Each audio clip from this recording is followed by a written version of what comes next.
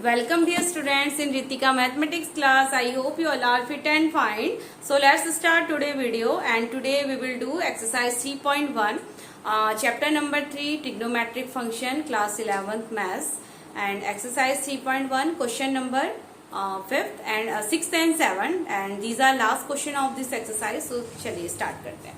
तो question number 6 देखिए, सबसे पहले यहाँ पर क्वेश्चन नोट डाउन कर देती हूँ मैं. क्वेश्चन नंबर 6 है, if in two circles, अब यहाँ पर हमारे पास दो सर्कल्स हैं. if in two circles arcs of same length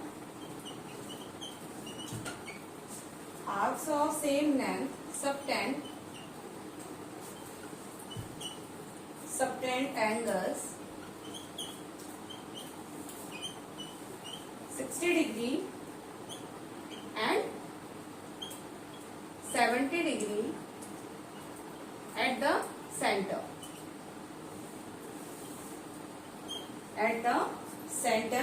Find the ratios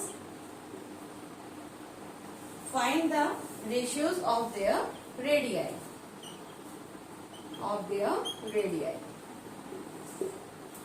This is the question, very important. इसको बहुत अच्छा क्वेश्चन है, इसको थोड़ा सा समझती हैं. हमारे पास यहाँ पर दो सर्कल हैं जिसका आर्क सेम है. देखिए किस तरीके से सर्कल ड्रॉ किए जा रहे हैं. तो इस तरीके से हम सर्कल यहाँ पर ले लेते हैं. दो हमारे पास सर्कल हैं, ये हमारे पास टू सर्कल्स हैं. इन सर्कल्स का two circle arc of the same length, यानी कि सर्कल का जो आर्क है वो सेम लेंथ का है. Subtend angle 60 degree and 70 degree at centre, यानी कि फर्स्ट वाले में फर्स्ट एंगल कुछ चेंज है और यहाँ पर हमारा एक 60 है और एक 70 डिग्री है. रेडियाई का रेशियो हमें फाइंड करना है, तो यानी कि रेडियाई डिफरेंट होंगी. तो R1 है एंड रेडियाई R1 R2 हमने दोनों सर्कल का रेडियाई यहाँ पर एज्यूम किया है. एंड सेंटर एंगल यहाँ पर वो 60 डिग्री का फॉर्म हो रहा है एंड इस सर्कल में 70 डिग्री का हमारा सेंटर एंगल फॉर्म होता है. आर्क लेंथ हमें यहाँ पर हम इसको L एज्यूम करेंगे बिकॉज दोनों केस में हमारा दोनों सर्कल में आर्क लेंथ हमारी सेम है. तो चलिए इसको आगे देखते हैं क्या होता है. आर्क लेंथ हमारे पास है, आर हमारे पास है एंड थीटा सेंटर एंगल हमारे पास है.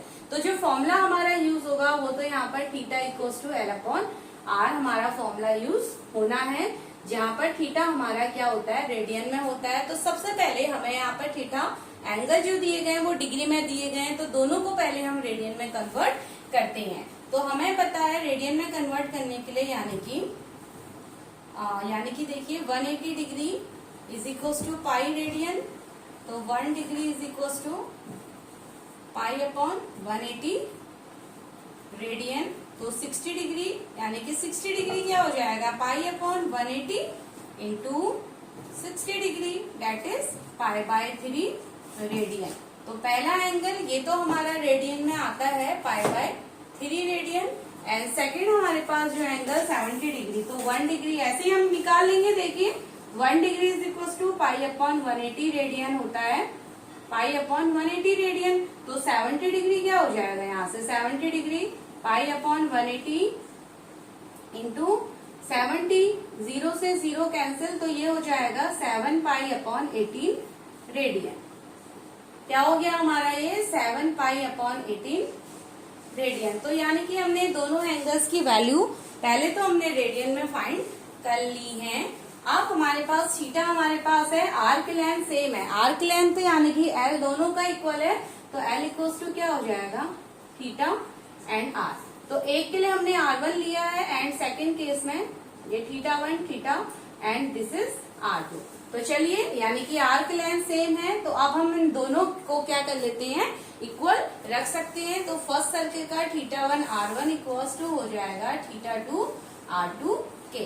अब theta 1 that is pi by 3, R1 यहाँ पर एज इट इज रहने दीजिए. थीटा 2 हमारा आया है 7 पाई बाय 18 एंड R2 हमारा एज इट इज रहेगा और हमें रेडियाई फाइंड करना है। तो यानी कि हमें क्या फाइंड करना है, यहाँ पर R1 अपॉन R2 फाइंड करना है। तो क्या हो जाएगा, R1 upon R2 is equal to, देखिए 7 पाई अपॉन 18, 7 पाई अपॉन 18 और ये दूसरी तरफ आएगा इंटू 3 अपॉन पाई। यहां तक आपको सॉल्व करना समझ आया। R1 upon R2 7 pi upon 18 into 3 upon pi. तो ये हमारे पास रहता है। तो पाई से पाई यहाँ कैंसिल, तो आंसर आता है 21 अपॉन 18।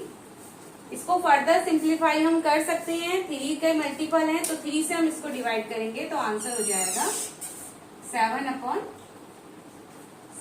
अपॉन 6। तो R1 अपॉन R2 और फाइनल आंसर जो हमारे पास दोनों के रेशियोज को लेकर के आया है उसको हम ऐसे लिख देते हैं, यानी कि R1 ratios R1 ratio R2 is equal to आता है 7 ratio 6। So this is the ratios of radii of our two circles। So this is answer number 6। बहुत इंपॉर्टेंट ये क्वेश्चन है, आप लोगों को ये समझ में आया होगा। अच्छा, कई बार कुछ बच्चे इस क्वेश्चन को लेके क्या करते हैं कि थीटा को यहाँ पर सीधे 60 अपॉन 70 के रेशियो में आप ले लेते हैं, जो बिल्कुल यहाँ पर गलत हो जाता है। देखिए कई बच्चे यहाँ पर क्या गलती करते हैं इस क्वेश्चन को लेकर, θ1 अगर थीटा यहाँ पर देखिए R1 R2 इसी को आप ऐसे भी आप कभी सॉल्व कर लेते हैं।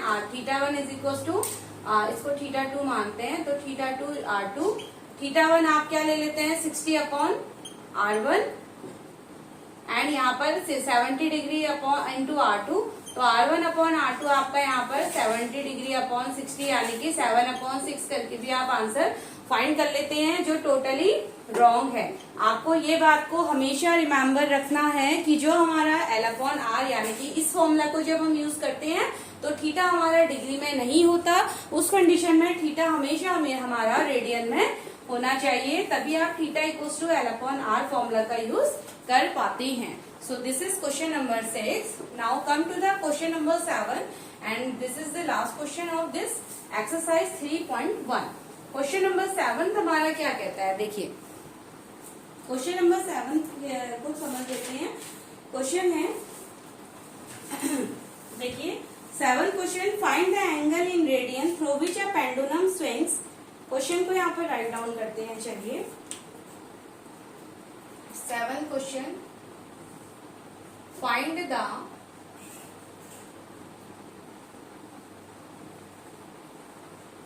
The angle in radian, find the angle in radian through which a pendulum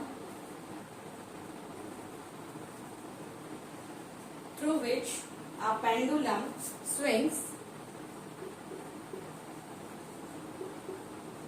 if its length is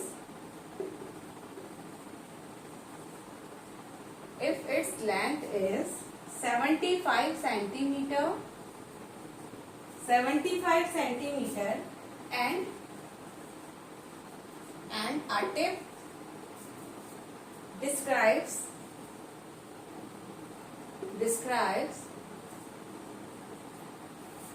an arc of length